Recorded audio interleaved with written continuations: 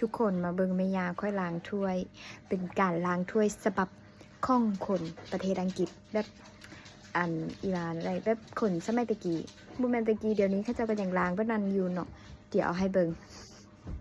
แม่ยาก็จะบีบน้ำยาล้างจานใส่กับน้ำอุ่นแบบนี้เลยพวกเจ้าแล้วเราก็จะ